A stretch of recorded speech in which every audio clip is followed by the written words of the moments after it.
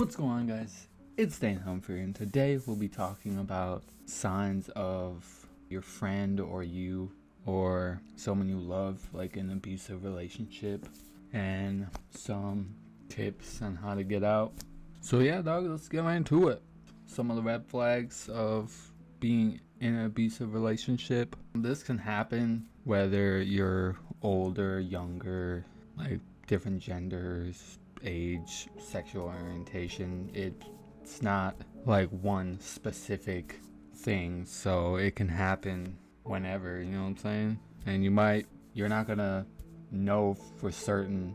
Like, the people could be like all nice and stuff, and when you actually get with them, they could be controlling. It doesn't have to be like physical, it can be mentally as well, or in most cases it's both. A person changes their typical behavior. It's normal to get caught up in like new relationships. You might start to mend somewhat with your partner, taking on mutual interests. However, you start acting like a whole person altogether, then maybe something is wrong. For example, research suggests that women who experience domestic violence report feeling more sad, lonely, depressed, and angry. They may also have less interest in hobbies and socializing than before, because depending on like the situation, like some of them, just your partner will like take full control and you won't be able to do much and won't be able to talk to family or like anything like that. Like, I'm sorry if you're like in that situation right now. There's help out there if you need it, and I will be putting like more helpful information down below. And as always, if you guys want to see like anything in specific, just let me know down below. Love y'all. Person develops new mental health symptoms. People who experience abuse in relationships tend to have more mental health struggles. They can become depressed, anxious, develop PTSD, and develop acute stress. Particularly when a person develops new like mental health symptoms after starting a new relationship, it's a sign that abuse may be the factor. Another one person makes all the decisions.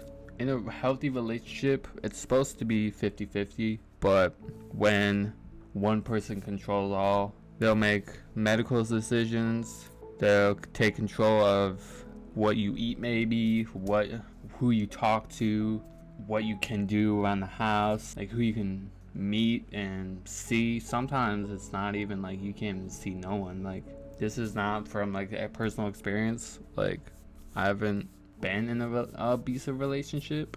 I'm just here to help you guys as much as I can, dudes.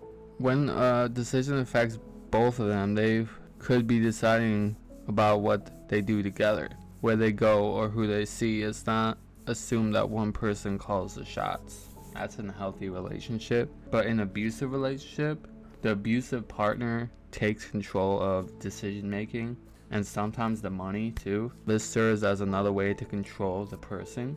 A person is isolated from their family and friends. One way abusive partners get control over their victims is by isolating them. It's easier to influence a person when they don't have any friends or family around to question that relationship. And the more isolated someone is, the harder it is for them to recognize that something seriously is wrong. To encourage isolation, an abusive partner may use tactics to manipulate or confuse the other person. This may act extremely jealous, discourage your partners from seeing friends, or expressing dislike for a person or people in that person's life. This results in a lack of perspective, making the abuse more difficult to come to terms with. Another one, like I said, the one partner controls all the money. They won't let you access your money. They'll have full control. Or maybe you find a way to like figure something out. Oh, poof, it's okay, bro. A lack of access to funds can prevent someone from leaving a relationship. They may not worry that they'll have somewhere to stay or won't be able to support their children or themselves if they leave. So couples agree that one person will manage the finances, but that's different from using money as a means of control.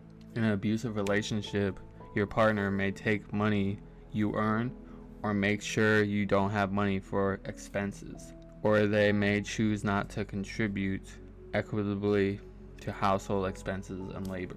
So they pretty much have all control, and if you try to do anything, something bad could happen.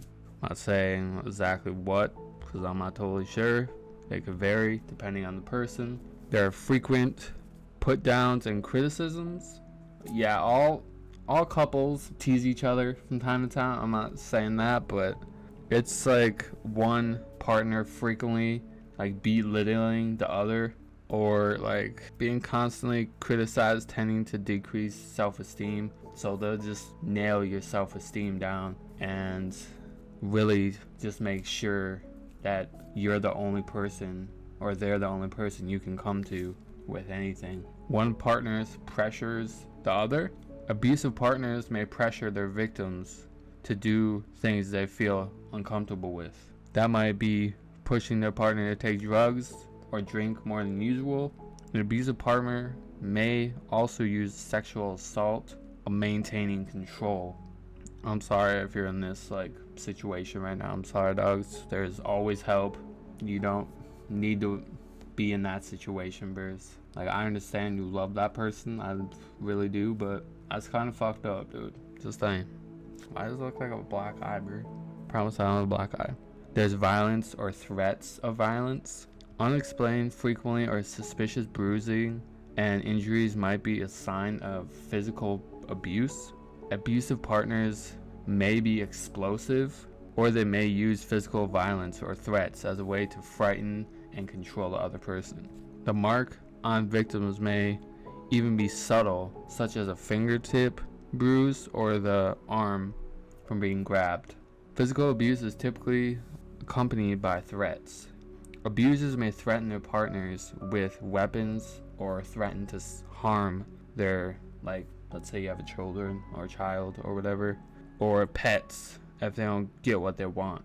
So they will literally do whatever it takes for you to be fully theirs. You know what I'm saying? One partner is love bombing. Love bombing is a term used to describe showering a person with over-the-top affection. When other methods of control stops working, some abusers switch over to love bombing mode. Love bombing is a way to remind their partner of all the good times they had together and give them hope for a better relationship. Once things settle down, however, the abusive cycle begins again. Yeah, most of the time, people like that, or cheaters in general, most of the time they will not change. So I've done with a lot of cheaters in my life, so they don't really change. They really don't. They can say they do, but just give them time. You know what I'm saying? Just give them time.